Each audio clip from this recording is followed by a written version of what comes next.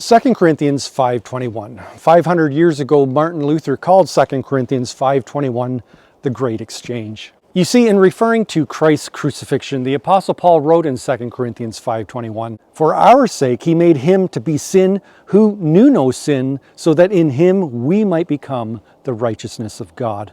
Now, what Paul was getting at in 2 Corinthians 5:21 was that the good news of the gospel wasn't just that God took our sin and placed it upon Christ on the cross, but that he also took Christ's righteousness, his purity, his holiness, and then freely gave it to us, thus the great exchange. It would sort of be like if a billionaire canceled all of your debts and then also handed over his own personal credit card for you to use the rest of your life. Now, as believers, that's something that we really need to take a hold of. And for the non-believer, it's something that you need to seriously consider. So whether you're a believer or non-believer, let's quickly look together at 2 Corinthians 5:21.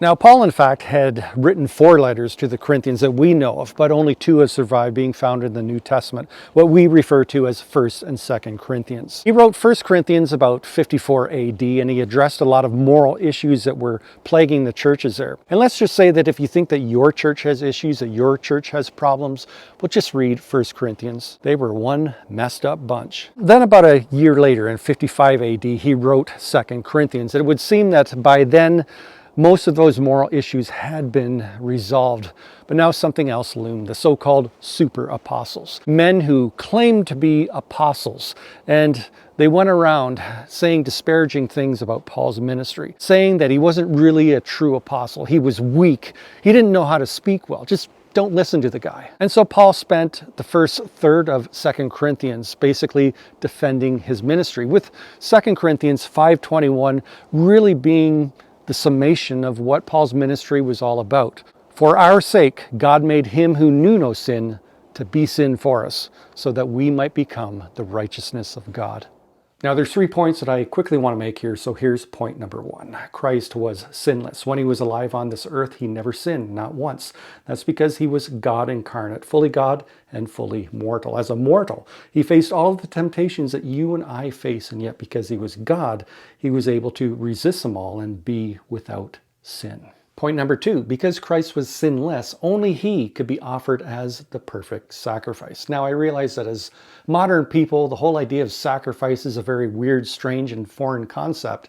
And yet to ancient people, it made perfect sense. If there was an offended deity, then you needed to offer a sacrifice. And here's the glory of the cross, what makes Christianity different from all other religions.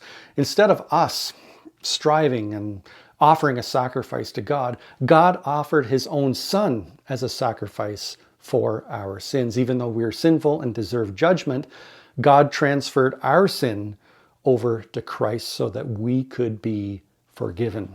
Point number 3, because Christ was sinless, that meant he was perfectly holy, perfectly righteous.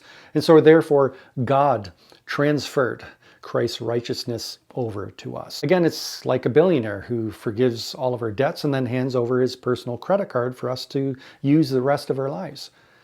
That is, if billionaires actually have credit cards. I don't see why they would actually need one, but it's a good illustration anyway. Now, Martin Luther, who I mentioned right at the start of this video, described it in this manner, that Christ is the rich nobleman who chose to marry us, the poor, wicked whore who doesn't deserve anything. And yet, because of our marriage to Christ, we now share in his status, his wealth, and his honor. Luther said, "If I have sinned, nevertheless, the one in whom I trust, my Christ, has not sinned.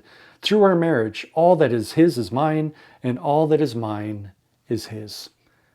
Thanks for watching. Please do share this video with others, and I hope to see you next Thursday.